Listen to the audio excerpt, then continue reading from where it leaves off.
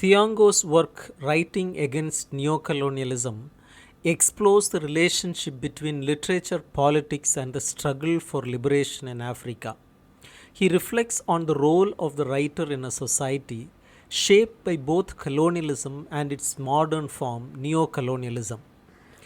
African writers must not only resist colonial ideas but must also actively participate in building a new cultural and political future for their people.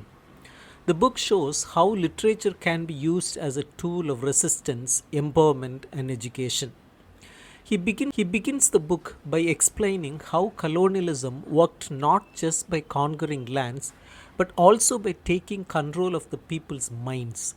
This was done through language, education, religion, and culture. The colonizers wanted to replace African traditions with European ones. They used that made African people feel ashamed of their own history and identity.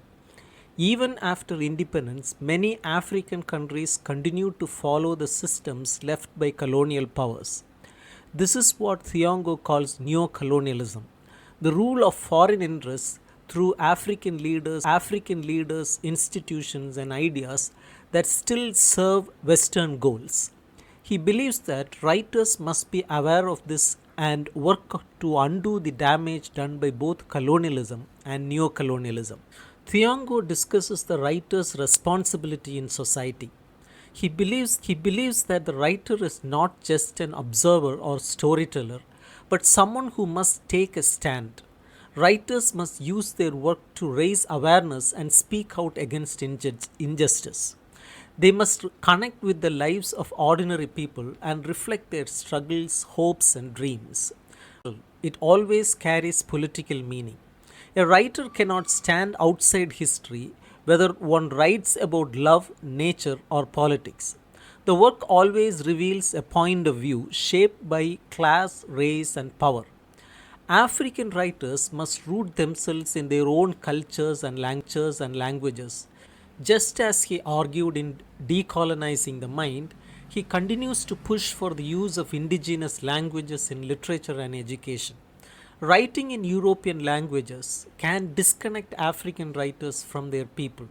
Most African citizens cannot read English or French fluently.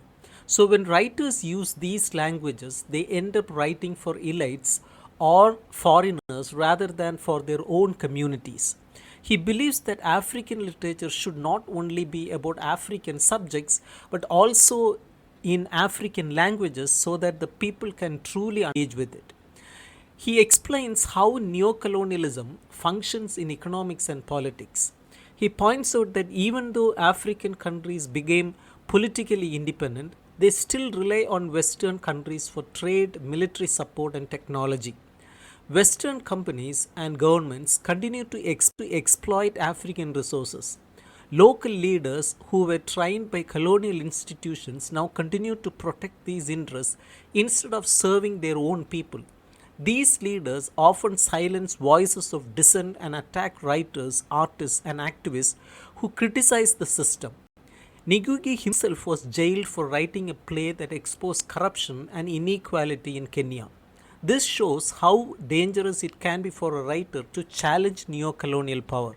In the first essay, Ngũgĩ talks about the colonial roots of African education and how it was designed to separate African children from their own history and culture. Education was meant to create obedient workers, not free thinkers. This system still exists today, with African students learning more about European history than their own. He calls for an education system that teaches African languages, traditions, and values, helping people reconnect with their heritage. In the second essay, he looks at how African writers have responded to colonialism and neocolonialism. Writers like Chinua Achebe, Wole Soyinka tried to use English in new ways to express African realities. Ngũgĩ respects their work but argues that true liberation must involve a complete break from colonial languages. He says that writing in African languages allows writers to speak directly to their people and to use local images, stories, and expressions that carry deeper meaning. The third essay focuses on the role of the writer as revolutionary.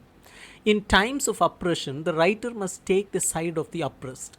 This does not mean becoming a politician or giving up art, but it means writing in a way that challenges injustice and gives voice to the voiceless. Writers must expose the lies of those in power and help people imagine new possibilities, not just for entertainment but for liberation. He also discusses how imperialism is global. Neocolonialism does not only affect Africa but also Asia, Latin America, and even working class people in Western countries. He calls for global solidarity among writers, thinkers, and workers. All people who are oppressed by capitalist and imperialist systems must support each other. He believes that literature can cross borders and connect struggles across the world. In the final sections, Ngũgĩ writes about his own experiences of censorship and imprisonment. He shares how his political beliefs shaped his writing, how his decision to write Ngũgĩ led to his arrest. Despite this, he remained committed to the idea that literature must belong to the people. His time in prison only strengthened his belief that writers must take risks if they want to bring about real change.